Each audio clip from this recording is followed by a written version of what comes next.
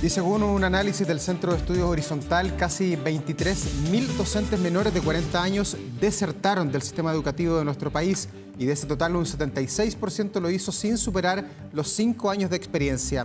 ¿A qué se debe esta situación? ¿Cómo afecta además todo esto al sistema educativo de nuestro país? Lo vamos a analizar de inmediato junto a Santiago Montiel. Él es investigador del Centro de Estudios Horizontal. Bienvenido, Santiago, gracias por estar acá. Santiago, bienvenido. Por la invitación. A ver, ¿qué está pasando? Porque en el fondo faltan docentes, se necesitan profesores y ustedes han pesquisado este número de docentes que salen del sistema y lo hacen bastante temprano, a menos de 5 años de estar trabajando. ¿Por qué?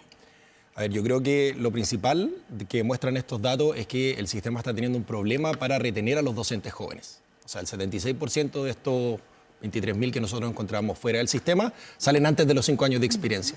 Cuando uno va a mirar afuera, experiencia internacional, se encuentra que los docentes suelen estar mucho más tiempo en el sistema. O sea, en la OCDE, 2 de cada 3 docentes tienen más de 10 años de experiencia. En Chile eso pasa con menos de la mitad. Es decir, nuestro sistema pareciera que los docentes jóvenes están saliendo rápidamente. Entonces está toda esta discusión sobre un eventual déficit que podría existir de docentes. Nosotros hicimos algunos cálculos y encontramos que el déficit ronda los 10.000 docentes.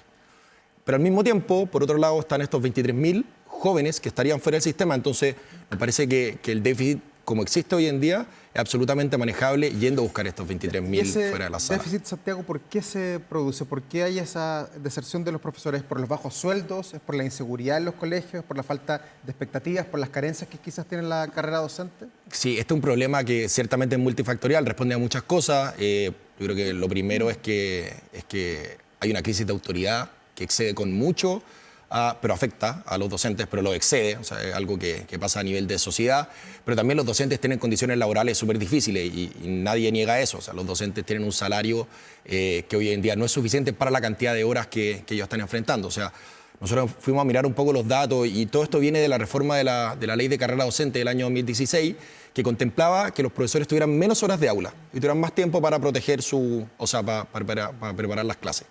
Y hoy en día vemos que ni siquiera esas nuevas legislaciones se están cumpliendo. O sea, hoy en día los docentes hacen 8 horas más de aula que lo que les corresponde.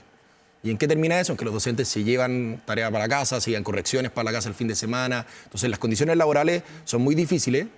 Y un tercer punto como dentro de las dificultades que yo creo que ayudan a explicar esta deserción es que hay una baja valoración social de la profesión docente que un poco la ley de carrera docente quería mejorar y hoy en día estamos teniendo problemas para implementarla. Ahora, todos esos factores hacen súper difícil las dos cosas, porque tú dices, por un lado está el déficit, ¿cuánto falta que estudien y que se formen como docentes, que serían estos 10.000? Y tú dices, pero hay una oportunidad, porque hay 23.000 que estuvieron en el sistema, salieron, ya tienen la formación. Exacto. Y habría que irlos a buscar para que retornaran al sistema. Ahora, con lo que estamos conversando y los puntos que están sobre la mesa, no sé si es tan fácil traerlos de vuelta al sistema y no sé si está tan fácil, Santiago, como poder motivar a los jóvenes a querer ser profes el día de mañana. Exacto. Y agregando un punto adicional, estos que están afuera, estos 23.000 que están afuera, tenían un puntaje PSU superior a los que permanecen en el sistema. Entonces, tenemos un grupo de profesores fuera que podríamos ir a buscar, que en teoría podrían estar mejor preparados para enfrentar la sala de clase. Yo creo que esta es una muy buena oportunidad y qué bueno que los docentes hagan un espacio dentro de toda la contingencia de las elecciones y nada de ayer, porque hay que abrir una conversación un poco más larga. La pregunta que nos tenemos que plantear es, ¿cómo logramos que un estudiante, en vez de elegir medicina, elija pedagogía? Son dos profesiones que requieren una vocación de servicio público, pero hoy en día no resiste ningún análisis que una enfrenta condiciones mucho más favorables que otra. Entonces yo creo que nos tenemos que hacer una pregunta más larga sobre remuneraciones, sobre condiciones laborales, sobre flexibilidad. O sea, las nuevas generaciones ciertamente tienen como otro tipo de preferencia, entonces yo creo que esto es una muy buena oportunidad para abrir una conversación más larga, pero ciertamente me parece que no una buena idea solucionar este problema de la retención de profesores con bajando los puntajes de ingreso, que es lo que se está discutiendo hoy en día en el Congreso. Santiago, y viendo los datos de los 22.949 profesores que han desertado, de acuerdo al estudio que hacen ustedes, que toma la foto del 2008 al 2023, exacto, un 54% pertenece a la educación particular subvencionada y un 10% a los colegios particulares pagados. ¿Por qué sucede esto allí y no, por ejemplo, donde yo pensaba que eran los colegios municipales, que de allí se iban los profes jóvenes? Es una muy buena pregunta. A nosotros también nos sorprendió. Sin embargo, hoy en día el sector particular subvencionado educa a alrededor del 40-45% de los estudiantes. Entonces, los particulares subvencionados están un poco sobre representados, pero nada fuera de como su peso en la matrícula original. Entonces, yo creo que es un problema que es mucho más sistémico, que o sea, aqueja a los profesores desde particular subvencionado municipal, SLEP y los particulares pagados. Pero lo público, ¿por qué logra mantener a los profes con más fuerza que los particulares pagados y que los subvencionados? A mí también me llama la atención, o sea, uno Porque tiene hay empleadores del SLEP, son los municipios, que vemos que hay un montón de problemas, permanentemente los conversamos acá.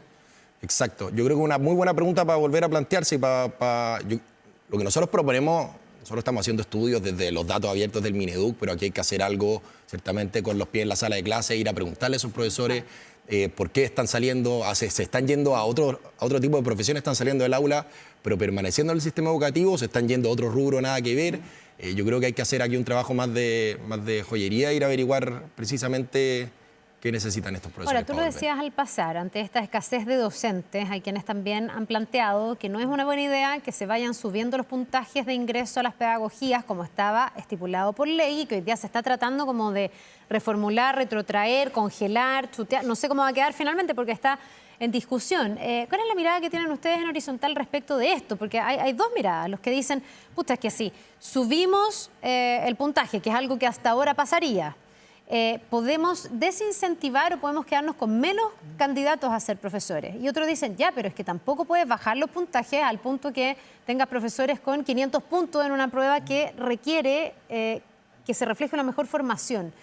¿Cómo lo ven ustedes esto? Sí, nosotros creemos que hay un problema de valoración en la profesión docente.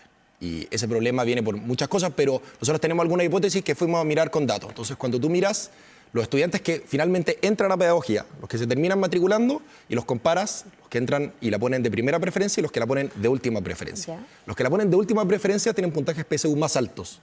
Es decir, esos son estudiantes que pusieron otras 7 carreras, no entraron a ninguna y en la octava entraron a pedagogía. Tienen puntaje más alto que los que la pusieron de primera.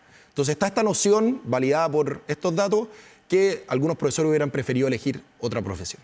Entonces, nosotros creemos que hay un problema de valoración muy grave, que un primer punto para evitar que se siga desvalorizando es restringir a que solo entren estudiantes altamente destacados a la carrera. Entonces, a nosotros nos parece que no es una buena idea para solucionar este problema mantener bajos los puntajes de ingreso, que los tenemos bajos hace 4 años, estamos proponiendo mantenerlos bajos nuevamente, y habíamos hecho avances, y esto viene de un acuerdo en la ley del 2016, se subieron del percentil 33 al percentil 50 cuando estábamos en la PSU y llegamos a los 500 puntos. O sea, la idea era ir progresivamente subiendo Exacto. la vara para poder estudiar pedagogía. Exacto, pero cuando pasamos de la PSU a la PAES, mantuvimos el puntaje mínimo en 500 puntos, cuando la PAES, su puntaje máximo es de 1000.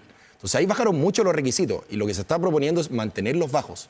Nosotros no estamos diciendo subir a rajatabla de 500 a 626 de acá al año que viene. Nosotros entendemos que hay un problema con las facultades, muchas tendrían que cerrar, pero se podría ciertamente avanzar en algo progresivo. O sea, comprometerse este año, no subir a los 626, ok, subamos a 550. Ya, pero el año que viene subimos. Para ti. Ciertamente hay que partir subiendo porque seguimos postergando estos compromisos. Lo más probable es que si lo postergamos un año más, estemos exactamente un año más teniendo la misma discusión, discutiendo últimos minutos, los cupos ya están publicados. O sea, yo creo que tenemos que ciertamente hacer un compromiso como una señal que queremos avanzar hacia esa dirección y queremos respetar el acuerdo de 2016 y comprometer un avance este año. ¿Y quién tiene la llave de todo esto, la solución de este problema que está enfrentando el país, que también lo han enfrentado otros países a nivel mundial, y sobre todo cómo se cruza esto además con el tema demográfico del país, que vemos está envejeciendo, donde a futuro van a haber menos niños y menos jóvenes estudiando en la media y en la básica? Exacto. O sea, si uno mira los datos, se da cuenta que efectivamente la presión demográfica es muy importante. Se estima que la población en edad escolar disminuye un 17% de acá al 2050. ¿Tanto? O sea, en 25 años van a bajar. 17%. Son 500.000 estudiantes menos en el sistema. Muchísimo. Y en los últimos 20 años, la cantidad de docentes dentro del sistema se ha duplicado. Entonces, tenemos dos fuerzas que van en dirección opuesta. Hemos aumentado mucho la cantidad de profesores, lo que es súper rescatable porque hoy en día tenemos menos estudiantes por profesor. Pero ciertamente tenemos que estar preparados para un sistema que va a requerir menos profesores porque van a haber menos niños. Es un tema matemático. De hecho, muchos países nórdicos ya están con este problema, están con un superávit de profesores precisamente por esta presión. Entonces, yo creo que esta presión demográfica es un mayor incentivo para poder elevar los puntajes de ingreso. Es decir, vamos a necesitar menos niños, nos podemos... Profesores de más calidad. Se debiese ir como ajustando. Claro. Ahora, en el impulso se necesitan más profesores, en el fondo. Se necesitan más profesores, nosotros estimamos que 10.000, pero existen 23.000 que están fuera, que ya tenían sus títulos, que tenían mejor puntaje PSU. Entonces, hay una pregunta como súper interesante. ¿Por qué salieron? Y gestionar ese déficit de 10.000 nos parece mucho más atendible, yendo a buscar esos 23.000 que hoy en día están afuera, que bajando los puntajes de ingreso, que además van a afectar el sistema en 5 años más, porque recién van a entrar ahora. Llevamos 4 años de requisitos bajos, con una gran matrícula, 11.000, 12.000 docentes cada año. Tenemos 5 años de docentes que van a ingresar al sistema y si es que ahora subimos los requisitos, esos docentes recién van a ingresar el 5.º año desde ahora. Entonces tenemos 5 años para ir a buscar a estos docentes, para armar algo y eventualmente gestionar ese déficit de 10.000 que faltarían. Ahora, ustedes tienen 3 propuestas fundamentales, digamos, para poder ir a, no sé, reencantar, volver a atraer a estos profesores que se fueron al sistema. Ustedes hablan de flexibilidad horaria para los docentes, que me parece interesante esto, porque sobre todo con las nuevas generaciones sabemos que son mucho más dueños de su tiempo que lo que solían ser las generaciones anteriores. Modificar el diseño de las mentorías, entregarle autonomía a los establecimientos para aumentar su cobertura y realizar 2 modificaciones a la estructura salarial de los docentes. A ver si tú nos puedes explicar un poco cómo eso mejoraría la percepción, la experiencia y harían que quienes ya conocen el sistema quisieran volver. Exacto. El tema de la flexibilidad horaria es muy complicado en esta profesión, porque el profesor tiene que estar parado todos los días. O sea, no una prueba que se puede hacer, o sea, no una profesión que se puede hacer. Los niños van de esta hora a esta hora al colegio. Y todos los Pero días sin embargo, existen algunas propuestas como, por ejemplo, ellos tienen horas no lectivas, que en teoría, lo que comentamos, deberían ser un tercio. De todas sus horas semanales, un tercio deberían ser no lectivas. Corrección, trabajo colaborativo. Nosotros estamos diciendo que algunas de esas se acumulen y esas horas se pueden hacer de manera remota. Es una idea que para las nuevas generaciones puede ser un poco más atractiva. Sobre las mentorías son una intervención, las mentorías son un proceso de acompañamiento a los docentes jóvenes que recién vienen ingresando al sistema. Son una intervención que tiene mucha evidencia a su favor, que disminuye la tasa de deserción en docentes jóvenes, que nosotros vemos donde está el mayor problema. Ahora, la ley de carrera docente contemplaba un sistema de mentoría, se ha aplicado muy poco, menos del 1% al 2021, los primeros 5 años de implementación de la ley, menos del 1% había recibido estas mentorías. Y esto es por problemas en los requisitos, para los mentores, para los docentes mentoreados, había que postular. Entonces nosotros proponemos una serie de medidas para que estas mentorías, que son una política que tiene mucho potencial, se apliquen finalmente. Y las modificaciones que nosotros proponemos en las remuneraciones, hoy en día los docentes, de nuevo, gracias a la carrera docente, progresan en un sistema de tramos. Hay 5 tramos. Y el tramo 4 y 5 más altos, los salarios son buenos. O sea, un docente que está en el tramo 4 o tramo 5 puede ganar 3 millones de pesos, 4 millones de pesos. Para llegar allí requiere una combinación de muy buena evaluación y años de antigüedad. Lo que nosotros proponemos es eliminemos los años de antigüedad. Se te van antes en el fondo. Exacto, porque necesitan 8 y 12 años para llegar a esos tramos. Nosotros estamos diciendo, hay muchas asignaciones dentro de los sueldos de los profesores que son solo por antigüedad. Nosotros estamos proponiendo dejémosla solo por evaluación. Y un docente... A cambiar la antigüedad por el desempeño, independiente de cuántos años lleve. Si hoy en día es una combinación de las dos, dejemos solamente la de rendimiento, solamente la evaluación, y eventualmente un docente altamente efectivo al primer, segundo, tercer año se evalúa, llega a esos tramos y hay una mayor probabilidad de retención. Santiago, ¿y hacia dónde tiene que mirar Chile? ¿Y quién lo tiene que hacer? Porque allá en el estudio ustedes citan el ejemplo de Australia, que tenía un programa que se llama Teacher Re-Engage, tratando de reencantar a los profesores. ¿Cómo lo hicieron ellos? Porque también se les fueron los profes, pasaron este mismo problema, ya vieron esta película en Australia. ¿Cómo solucionaron el problema? Sí, la vieron como un poco a menor escala porque fue en uno de los distritos, pero lo que hicieron fue, para llamarlos de vuelta, hicieron el alza salarial más alta de los últimos 30 años para todos los docentes del sistema. Pasó por plata. O sea, en ese caso, sí. Ya. Lo que nosotros proponemos también es ir a buscar a estos profesores un tema absolutamente manejable, ver específicamente por qué salieron, diseñar algo, en verdad, pensado desde la sala de clase y diseñado para ello. Y nosotros podemos tener hipótesis, esto de las remuneraciones, lo de las mentorías, pero aquí hay que bajar a la sala de clase y ver qué fue lo realmente efectivo. Yo recuerdo, o uno piensa en su carrera, cuántas veces le tocó hablar con profe, y antiguamente, antes de la ley de carrera docente, si tú hablabas con los profes, como que el principal punto de preocupación era que ganaban poco. Eso estaba muy instalado, es que se gana muy poco para lo que uno hace. Pero hoy día uno conversa con los profes y me da la sensación de que es algo más complejo. Por un lado, la plata está sobre la mesa, pero está el tema de la convivencia. O sea, hoy día los profes no solo están teniendo que estar bien formados en matemáticas para hacer una clase de matemáticas, se convierten en psicólogos, en contenedores, tienen niños con necesidades especiales. Francamente, se está haciendo muy difícil para ellos estar dentro de la sala de clase.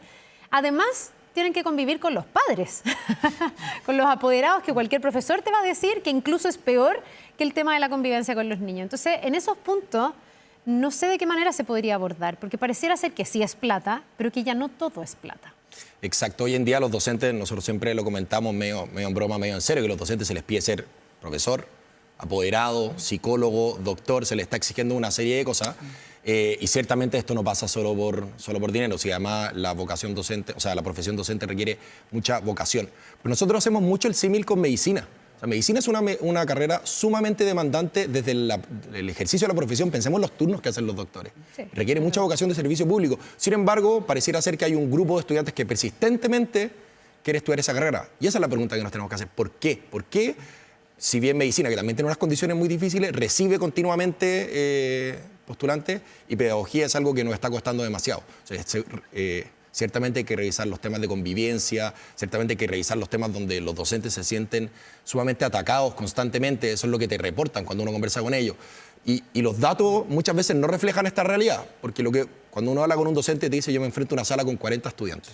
Cuando uno va a ver los datos, tenemos alrededor de 2,5 millones de estudiantes y 170.000 profes, eso te da en promedio 15 alumnos por profesor, que contrasta radicalmente con la realidad. No es necesariamente entonces, lo que pasa en la sala de clases. No es necesariamente lo que pasa en la sala de clases. 40, 45 alumnos. Ayer nomás Exacto. Aquí de visita, yo les digo a los chicos que vienen, ¿cuántos son? 41. Sí, po. Y yo, monumento a la profesora que estaba ahí, del séptimo básico, o sea, con niños que además están en una etapa súper difícil del desarrollo. Entonces esa profe, no me lo dijo ella, no quiero comprometerla, pero muchos profes en ese caso te dicen, yo estoy sobrepasado. Exacto, y hay que abrir una conversación sobre condiciones laborales, sobre que efectivamente, o sea, la ley de carrera docente iba en esta dirección. Subió los salarios, hoy en día el salario de un docente anda en promedio 1,6 millones, 1,7 millones, y se propuso esta protección de las horas no lectivas, que era 1/3 de tus horas son no lectivas, tiempo para que tú prepares, y hoy en día eso no se está respetando. Hoy en día no se está respetando. En Santiago, y incrementos, por ejemplo, en las jubilaciones. Un poco lo que se hace con nuestras Fuerzas Armadas, con un carabinero, que podría eventualmente saber, quien vaya a optar por eso, que va a tener una carrera súper ardua, súper intensa, difícil, pero más corta, y que a lo mejor va a poder disfrutar de una pensión que sea justa, que sea digna y atingente a lo que ha hecho de manera anticipada, o sea, antes que el resto. ¿Algo así nunca se ha analizado? O sea, aquí ¿No está en las arcas o no está en la... Yo creo que va un poco por ahí. O sea, yo rescato mucho que se esté discutiendo este tema porque ni siquiera estamos hablando de esto. Entonces, ideas así podemos pensar, pensemos fuera de la caja, si hay que atraer gente de vuelta al sistema. Pero hoy en día estamos discutiendo en materia educativa, sé que estamos discutiendo de algo en materia educativa, estamos discutiendo de FES, estamos discutiendo de CAE, no hemos puesto el foco en esto, que aquí no estamos jugando... porque no estamos en los colegios nunca. Exacto, entonces aquí no estamos jugando el futuro del país y sin embargo lo conversamos a último minuto cuando estamos, o sea, se discute a último minuto en el Congreso cuando ya los cupos están publicados, se discute para postergar unos requisitos, entonces... Lo que nosotros llamamos es abrir un poco más la discusión y volver a plantearnos estas preguntas tan importantes. ¿Y sobre este tema ves una sola mirada a nivel político o hay muchas miradas sobre esto, sobre la deserción? Porque sobre la educación vemos que hay múltiples miradas en el espectro, pero sobre este tema. Sobre la deserción yo diría que hay un consenso bastante sobre que la deserción de los docentes es un problema y que están enfrentando condiciones adversas y particularmente sobre los requisitos de ingreso. Si bien no hay consenso político, hay consenso técnico. O sea, el panel de políticas públicas de la Universidad Católica, que reúne muchos académicos de distintas profesiones, están todos de acuerdo en que hay que subir los puntajes de ingreso, aunque signifique... Pero los rectores no están tan de acuerdo. No, pero estos son dos actores distintos, los rectores y los académicos. No, claro, los rectores debiesen recoger ese aspecto técnico, pero lo que le pasa a los rectores es que dicen que si se suben los puntajes para entrar a pedagogía van a tener que ir cerrando carreras y se les va a reducir la matrícula. Exacto, pero por lo mismo nosotros no proponemos un alza a rajatabla de 500 a 626 puntos, sino que se vaya haciendo progresivo, se les da tiempo para adaptarse, para ajustarse.